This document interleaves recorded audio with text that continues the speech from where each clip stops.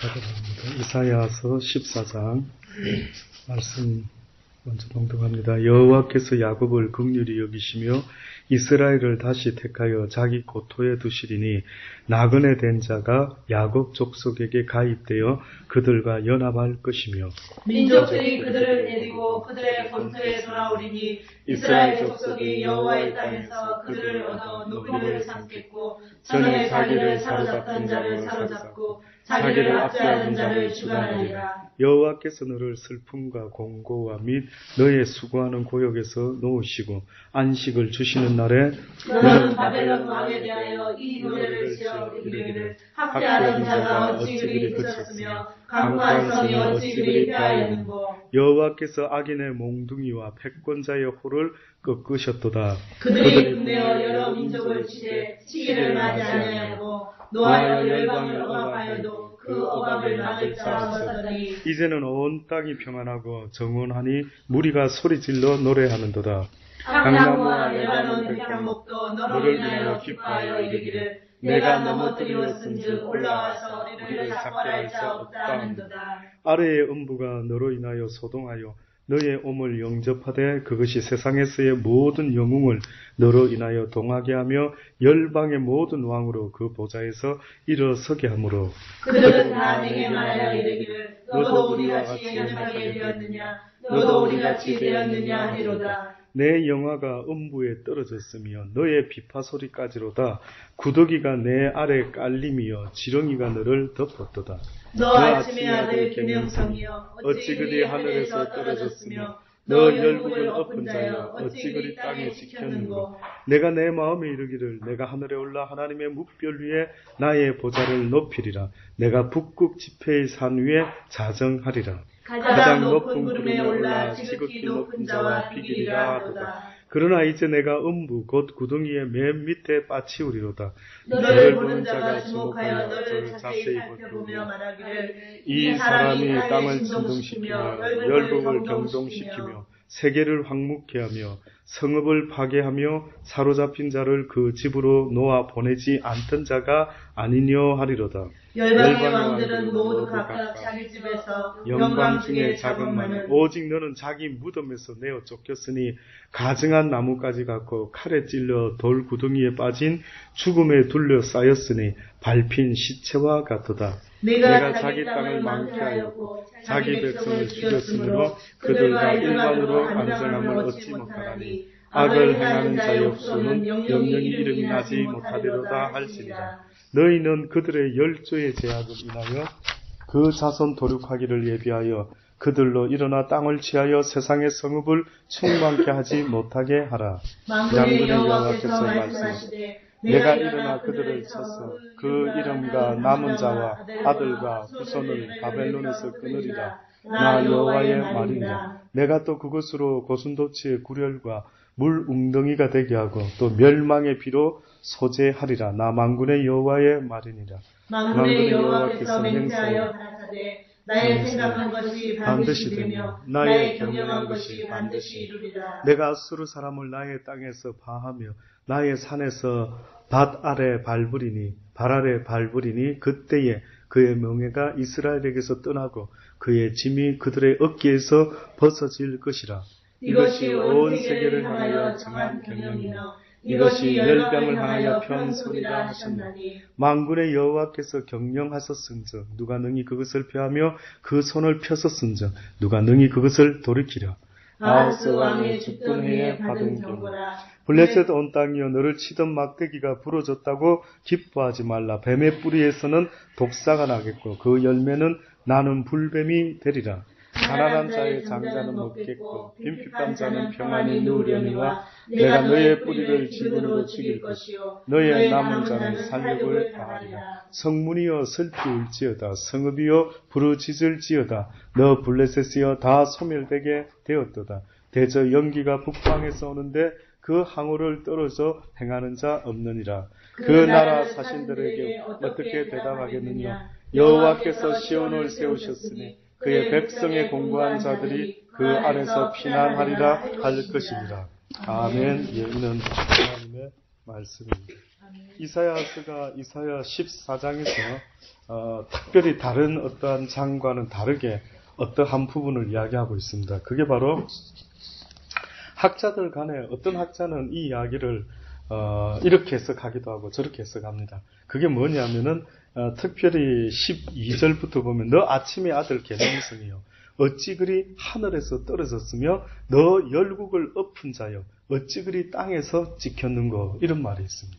그래서 신학교에서도 이걸 가지고 많이 이제 이야기를 하지만 제가 언젠가 말씀드린 대로 이 구약의 성경이 물론 이스라엘의 역사서다라고 말을 합니다만은 그러나 하나님이 단지 이스라엘의 역사만 이야기하려고 이 성경에다 적어 놓았느냐. 역사만 이야기하려고. 그럴 것 같으면 굳이 성경이 성경될 이유도 없고 어떻게 보면 굳이 감동된 자가 안 써도 그 당시 때에 가장 똑똑하고 가장 학문의 지식이 있는 사람이 이 책을 써도 충분하다 이거죠. 그런데 왜 굳이 하나님께 감동된 자들이 하나님의 감동으로 말미암아 이 성경을 쓸 수밖에 없었던 어떤 특별한 이유가 있다라고 한다면 그것은 세상의 역사만을 하나님이 전하려고 했던 것이 아니었습니다. 저는 그렇게 믿습니다. 개인적으로. 각자 믿는 선택을 해석을 달리할 수 있겠지만 그러나 이것은 어떤 면에서는 저도 여러 가지 이야기들 중에 동의가 되고 와닿는 것은 너 아침의 아들 계명성이에요. 계명성은 어떻게 보면 금성을 말합니다. 금성을 이야기하는데 또 때로는 이 계명성이라고 하는 것은 아침 해가 돋기 전에 먼저 해를 받는 그러한 어떤 높은 위치에 있는 별이다. 이렇게 이제 생각들을 하고 있습니다. 그러니 어떻게 보면은 너 아침의 아들 계명성아라고 하는 것은 가장 먼저 존귀하게 빛이 나며 가장 먼저 아침을 맞이하는 그러한 별이다라고 이렇게 하는데 그 별의 상징이 뜻밖에도 누구를 상징하고 있는지는 얼핏 보면 모르겠지만 어찌 그리 하늘에서 떨어졌으면 너 열국을 엎는 자야 어찌 그리 그 땅에 찍혔는고 바벨론을 이야기하는 것 같은 느낌이 듭니다. 예, 당장은 이 바벨론에 대한 지금 이야기를 하고 있는 것이기 때문에 이 바벨론에 대한 바벨론 왕에 대한 이야기가 될 수도 있겠지만은 그러나 궁극적으로 영적인 의미는 바로 우리가 늘 생각하는 그 루시퍼라고 하는 하나님의 타락한 천사장이었던 그 루시퍼가 하늘에서 쫓겨나서 이 공중에서 자기의 나라를 이룩하면서 아직도 그 하나님에 대해서 틈만 나면은 그 나라를 뺏으려고 하는 어떤 그런 짓을 하고 있다는. 그래서 성경에 보면 그냥 이야기하는 것 같지만 예수님이 예를 들고 제자들도 예를 들어 이야기했던 많은 내용 속에서 왕이 자기의 땅을 이렇게 차지하기 위해서 맡겨놨던 종들에게 이제 돌려내라라고 했을 때에 그들이 종들을 때리고 또 그 아들이 와서 말하니까 야, 요 아들 죽이면은 그의 기업을 우리가 뺏을 수가 있겠구나. 뭐 이렇게 했던 것이 얼핏 들으면 그냥 세상 돌아가는 우리 세상 사회 이야기 같아 보이지만은 엄밀하게 말하면 아직도 이 악한 루시퍼는 어떻게 보면은 하나님의 나라를 빼앗으려고 하는. 그래서 예수만 죽이면은 그 유업이 우리한테로 오지 않을까라는 이런 생각 속에서 아마 예수를 십자가에 못 박아 죽임으로 기뻐했는지도 모르죠. 그러나 결국은 그렇게 되지 않는 것을 성경은 분명히 말을 하고 있습니다. 내가 내 마음에 이르기를 내가 하늘에 올라 하나님의 뭇별 위에 나의 보좌를 높이리라.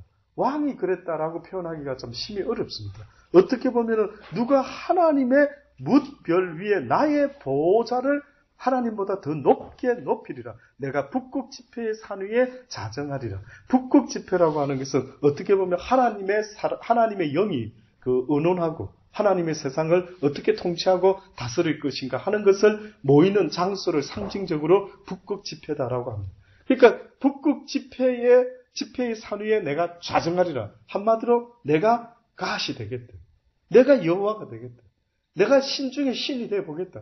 라고 하는 그런 어떤 마음이. 그러니까 그리스의 신화라든지 이런 것들이 보면은 주로 막 신들의 전쟁 뭐 있죠. 그런 거. 그 왜 그런 게 자꾸 나오는 줄 아십니까? 그 근본적인 그 스토리의 그 요소는 뭐냐라고 물어본다면 그건 바로 루시퍼라는 자가 그 배후에서 아직도 하나님에 대한 대적자로서 계속해서 하나님을 대적하는 그런 일을 하고 있어요. 그러니까 그 자가 하는 건 한마디로 제가 봤을 때는 우리 인간이라는 존재를 완전히 망가뜨리려고 하는 아주 할 수만 있다면 인간을 짐승만도 못하게 만들고 우리가 하나님을 찬양하는 일을 못하게 만들고 하나님을 찾는 일을 못하게 만들고 할 수만 있다면요. 모든 하나님의 형상을 닮은 인간들이 타락해서 이 세상에서 지옥으로 향할 수밖에 없는 결론을 만들어내려고 하는 자, 그가 바로 지금도 이 공중 권세 잡은 악한 자가 아니겠습니까? 아담과 하와를 넘어뜨리려고 했을 때도 그들을 어떻게 보면 하나님처럼 될 수 있으라고 그들에게 그 마음에 교만을 부추겨가지고 결국은 타락하는 자가 되고 하나님께 범죄하는 자가 되게 만들고 있는 것입니다. 그래서 이 사단이 주는 말 속에 나를 높이리라 하는 내가 이런 자기를 향하는 이런 어떤 교만한 발언들에 대해서 굉장히 성경은 주의를 줍니다. 나는 할 수 없지만 주께서는 하십니다. 그래서 사실은 기독교인이 되는 순간부터 저와 여러분이 가장 조심해야 되는 어떤 파트가 있다면 내 입에서 어떤 말을 하고 있는지를 늘 체크해 봐야 됩니다. 내가 하나님을 높이는 말을 하고 있는지 아니면 나도 모르게 나를 드러내고 나를 자랑하려고 하는 묘한 그런 것들이 자꾸만 나타나려고 하는지요. 제가 우리 홈페이지에 언어의 능력, 말의 힘이라고 하는 어떤 동영상을 올려놨습니다. 한글날 때요. 한글날 때 우리가 쓰는 말의 힘이 얼마나 놀라운가 하는 것을 한글날을 맞이해서 기자가 누가 이제 실험을 했더라고요. 그 어떤 실험을 했나 보니까 밥을 금방 지어가 쌀을요. 유리그릇에다가 밥을 맛있게 만들어서 거기다 쌀을 흰 쌀밥을 담더라고요. 그러니까 뚜껑을 딱 덮어가지고 몇 사람한테 실험하는 아나운서, 목소리 나름대로 좋은 아나운서한테도. 그래서 한 세 사람이 거기에 나오는 것 같습니다. 실험을 합니다. 그 대신 이제 조건을 붙였습니다. 한쪽 밥에다가 스티커를 딱 붙여놨는데, 나 너 싫어! 이렇게 글자를 써놓고요. 나는 너를 사랑한다. 이런 말을 써놓은 겁니다. 그래서 그 아나운서한테 이 기자가 이제 실험하는 사람이 요구를 합니다. 꼭 하루에 몇 번씩이든 상관없는데, 요 애한테는 여기 써져 있는 대로 나 너 사랑해 하고 말해주시고요. 요 밥한테는 나 너 싫어 미워 뭐 이렇게 말을 해주라는 겁니다. 그러니까 처음에 그 실험을 받은 제의를 받은 그 아나운서는 어떤 세 여자가 보면서 나중에 하는 말이 좀 웃긴다. 아니 쌀이 무슨 말을 알았던 쌀에다 대고 무슨 이런 소리를 해라지. 너무 어처구니는 없었지만 실험이라니까 그 실험해봅시다 하고 이제 했답니다. 그래가지고 이 한쪽 밥에다가는 야 나 너 사랑해, 한쪽 밥에다가는 야 너 싫어 짜증나 확 이런 말을 퍼부었대요. 그러니까 며칠이 지나가지고 이제 곰팡이가 피지 않겠습니까? 쌀이 오래도. 그 쌀을 수거를 딱 해서 카메라로 딱 그대로 보여주는데, 만약에 어쩌다 이쪽 여자분이 뭐 조금 나 너 사랑해 한 쌀이 덜 곰팡이가 피고 그냥 적당히 뽀송뽀송한 하얀 곰팡이만 이렇게 피는데, 나 너 싫어라고 해줬던 밥이 있잖아요. 곰팡이가 시커멓게 썩어 들어가고 있는 겁니다. 확연하게 다르더라고요. 그러니까 어쩌다 이 사람 거는 이럴 수도 있겠지. 또 딴 사람 거를 봤습니다. 근데 세 사람이 동일하게 너무 증상이 비슷한 거예요. 그러면 그 사람들이 의문이 돼요. 아니 쌀이 기가 있나? 쌀이 기가 있나? 여러분 생각에는 어떻게 쌀이 기가 있습니까? 말귀를 알아듣는 것 같습니까? 아니면 무슨 능력이 있는 것 같습니까? 말의 능력이 있는 겁니다. 저는 그 한글날을 기념해서 그렇게 했다라고는 하지만은, 그러나 제가 성경을 비추어서 생각해 보니까요. 대번에 무슨 생각이 벌떡 머릿속에 떠오르나, 그렇구나. 우리가 쓰는 이 말, 우리가 쓰는 이 언어, 그래서 주님께서 네 입에 무엇을 세우라고요? 파수꾼을 세워라. 한마디로 말하면 네 입에 무슨 말은 입 밖에도 내지 말아라. 부정적인 말은 내지 말아라.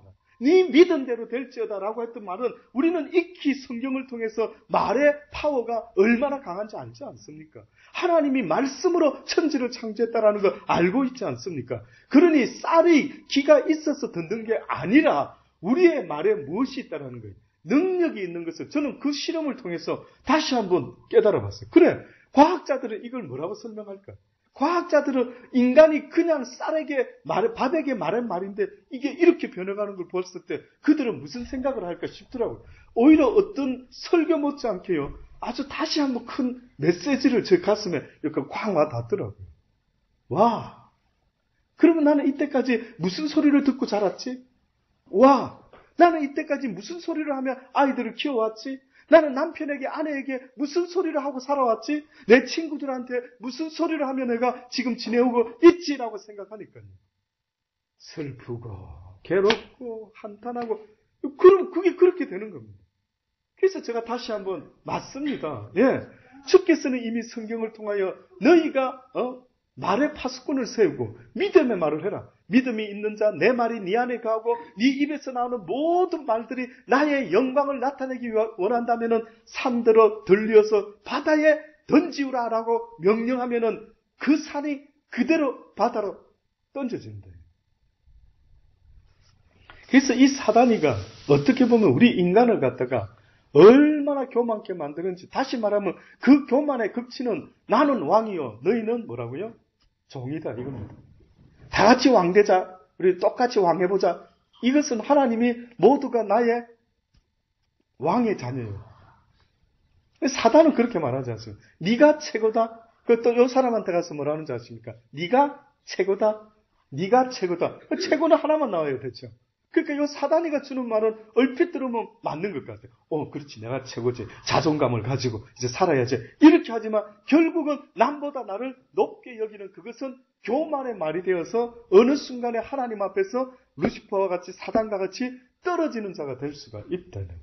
저는 오늘도 여러분이 오늘 하루를 지낼 때 내 입에서 무슨 말이 나오는지를 돌아볼 수 있게 되기를 원합니다. 하나님께서는 분명히 마지막 때에 내가 모든 걸 심판할 것이니 너희는 걱정도 하지 말고 너희가 원수 갚으려고도 하지 말고 너희는 그날을 기대하고 인내하며 참으며 선을 행하는 자가 되어라 라고 말하는 게 이 장의 결론입니다.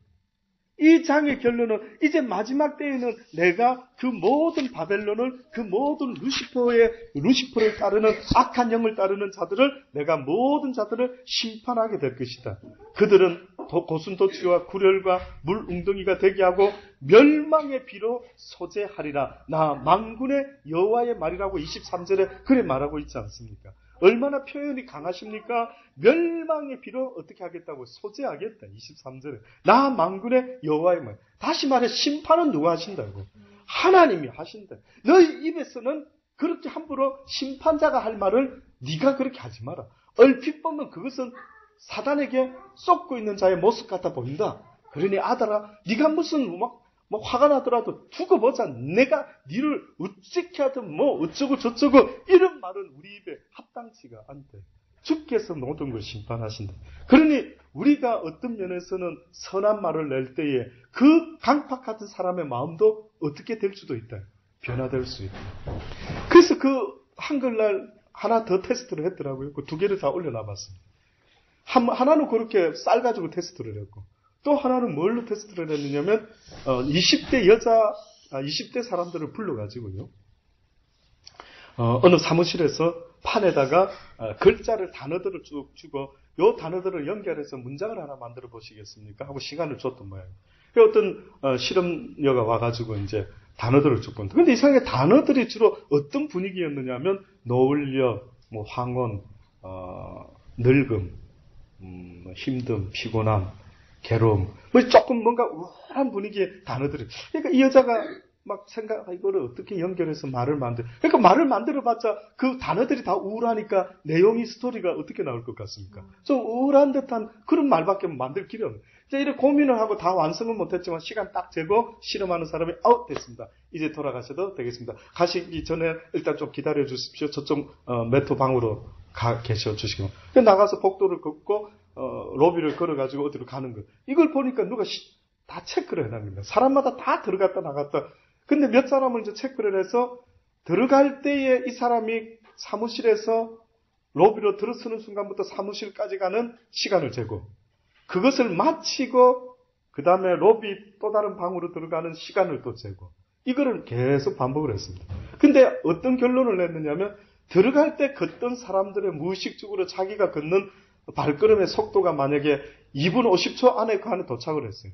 근데 너무 신기한 거는 모든 실험 대상자들이 들어갔다가 슬픈 단어를 보고 나와가지고 그 다음에 그쪽 로비 있는 쪽 문으로 들어가는데 다 속도가 느린 겁니다. 무의식 중에. 그 자기들은 내가 느리다고 생각을 안 하는 겁니다. 나 그냥 보통처럼 걸었는데 이제 물어보는 겁니다. 조금 전에 그거 보시고 나서 천천히 걸으셨죠? 천천히 그런 건 아닌데요? 그냥 보통 그런 것 같은데요? 그랬어요. 그래서 이제 또 실험을 또 했습니다. 그 다음 두 번째 실험은 우울한 단어가 아니고 활기찬 단어를 나온 거예요. 또 활기찬 단어. 그 활기찬 단어를 보고 온 사람은 어떨까? 쟀더니만 이 희한한 일이 벌어진 겁니다. 처음 갔던 속도보다 그것을 실험하고 나온 사람은 무의식 중에 빨리 걷고 앉아있는 겁니다. 이걸 어떻게 설명을 하는데요? 저는 그걸 보면서 무슨 생각을 했느냐면은 우리의 지각이요. 무엇인가에 반응을 한다는 거예요. 먼저는. 무엇에 반응하는가 봤더니만 어떤 면에서는 우리의 지각이 언젠가 우리가 팝음악 있죠. 이 영적인, 영의 세상 이야기를 했죠. 영으로는 그냥 슬쩍 스쳐가는 것밖에 없었는데 내가 나도 모르게 어떤 영향을 받고 앉아있는 겁니다. 무의식 중에.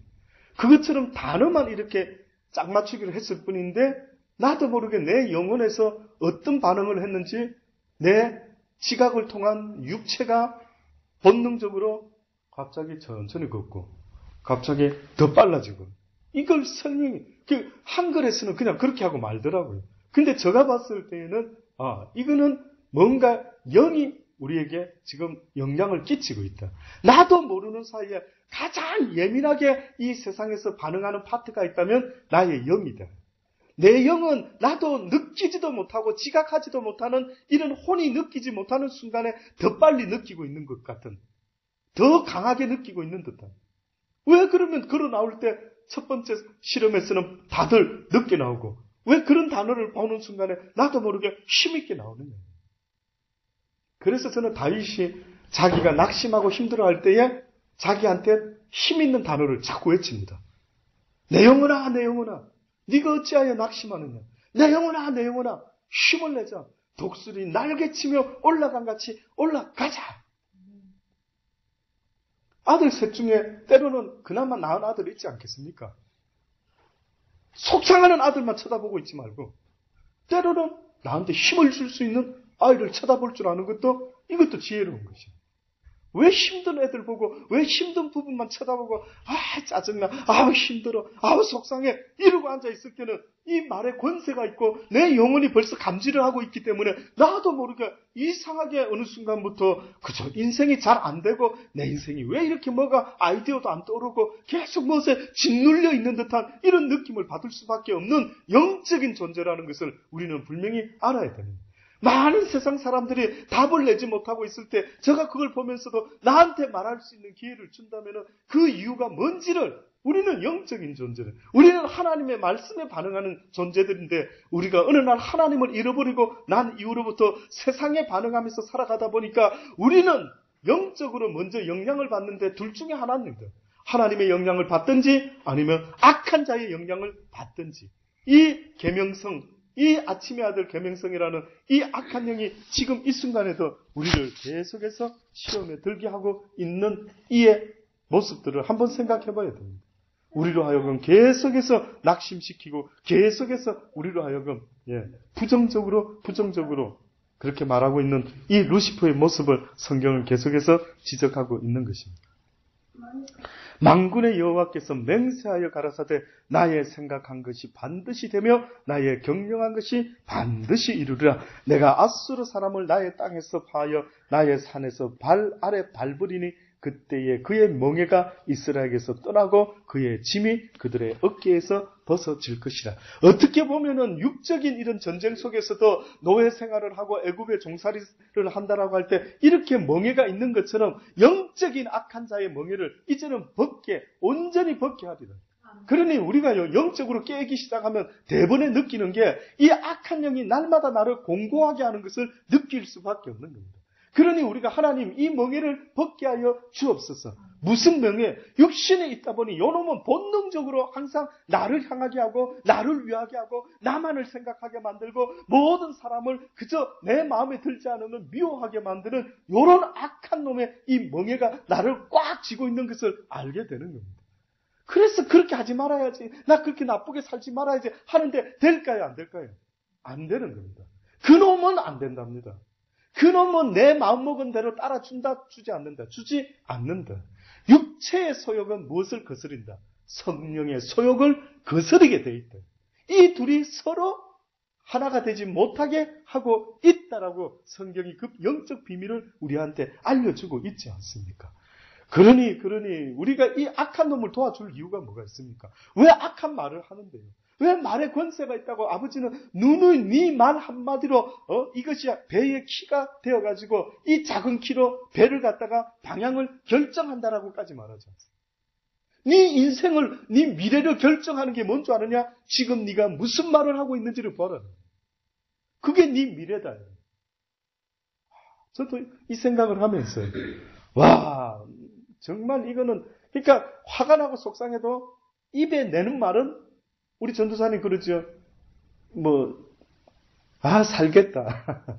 나 그때 한번 들었을 때 보통은 미치겠다 이렇게 표현을 하는데 전도사님은 보니까 그 표현을 안 쓰고 누구한테 배웠는지 깨달았는지. 죽겠다 하지 마라. 살겠다라는. 예, 그건 아주 좋은 겁니다. 예, 아주 좋은 거예요. 그래 죽겠다라는 표현보다 살겠다. 예.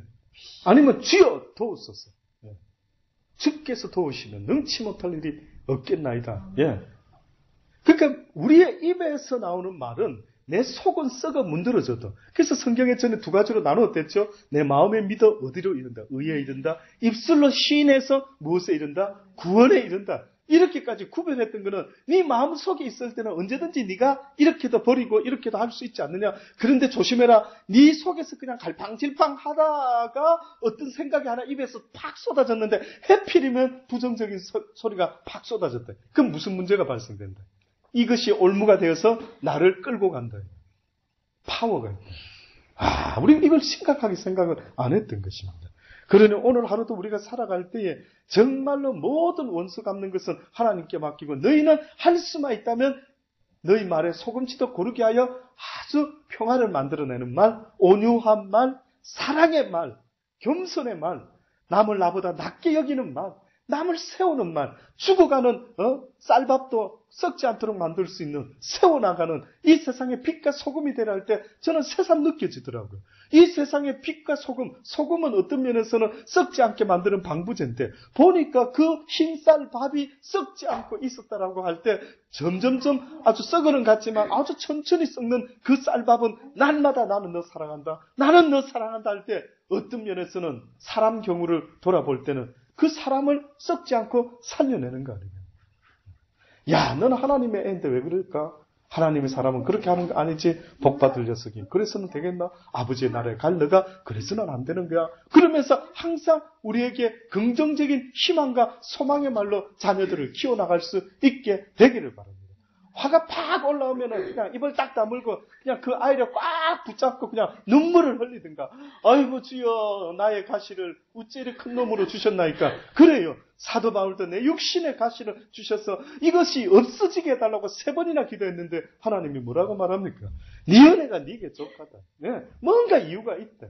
오히려 그런 가시를 통해서 나의 연약함을 돌아보고 하나님을 의지할 수밖에 없음과 모든 세상 사람을 볼 때 저 사람보다는 내가 낫지라고 생각하지 않는 그 교만함이 나에게서 없어질 수만 있다면 이 가시가 나에게 은혜가 될 수가 있다라는 사실을 잊지 마시고 오늘 하루도 정말로 이 말에 대한 걸 다시 한번 생각하면서 내가 오늘 빛과 소금이 어떤 모습으로 될 것인가를 스스로 한번 돌아보실 수 있게 되기를 간절히 바랍니다.